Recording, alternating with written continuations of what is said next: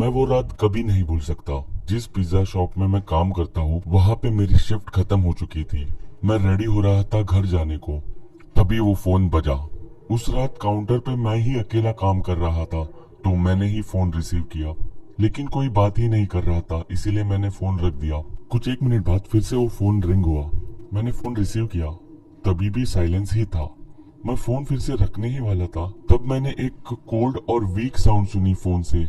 वो आवाज किसी ओल्डर वुमन की थी।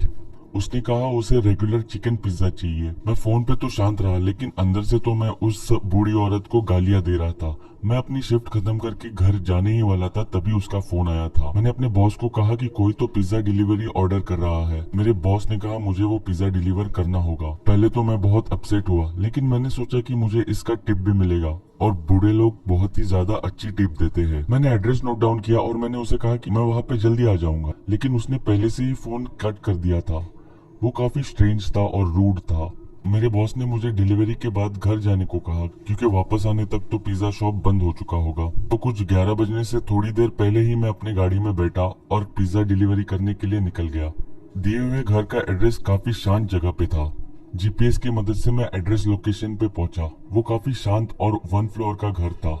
मैंने पिज्जा उठाया और घर की तरफ चल पड़ा। वो घर की सभी लाइटें बंद थी। मैंने बेल रिंग की, इसी होप में कि दिया हुआ एड्रेस गलत ना हो, लेकिन रिंग को किसी ने आंसर नहीं किया।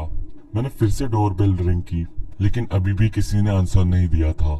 मैं अभी वहां से निकलने ही वाला था, तभी मैंने अपना सर राइट साइड में घुमाया और मैंने देखा कि वहां पे खिड़की पे कोई खड़ा है। मैं पहले तो काफी डर गया, फिर पीछे हुआ, फिर उसके बाद मैं इवेंचुअली उस खिड़की के पास गया उस इंसान को देखने। वो एक बूढ़ी औरत थी, मिड 70s में। वो एक ब्लैंक एक्सप्रेशन के साथ मेरी तरफ स्टेयर कर रही थी। विंडोज के थ्रू मैंने चिल्लाया कि उसका पिज्जा मेरे पास है, लेकिन उसने कुछ रिस्पॉन्ड ही नहीं किया। इसलिए मैंने और भी चिल्ला के कहा। तभी उसकी फेस पे एक बड़ी सी स्माइल आई। वो स्माइल कोई जेन्युइन स्माइल नहीं थी, वो काफी क्रीपी और डरावनी स्माइल थी। मुझे आज भी उसकी स्माइल और वो एक्सप्रेशंस याद है।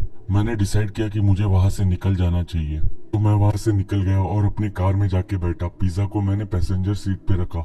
मुझे लगा कि मुझे ये सब अपने बॉस को इन्फॉर्म करना चाहिए। मैंने मेरे बॉस को टेक्स्ट किया और मैंने कार चालू कर दी।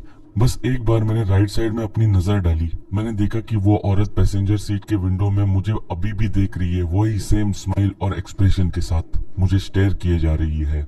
ये देखते ही मैंने वहां से अपनी कार बड़ी तेजी से भगाई और मैंने पीछे मुड़ के भी नहीं देखा।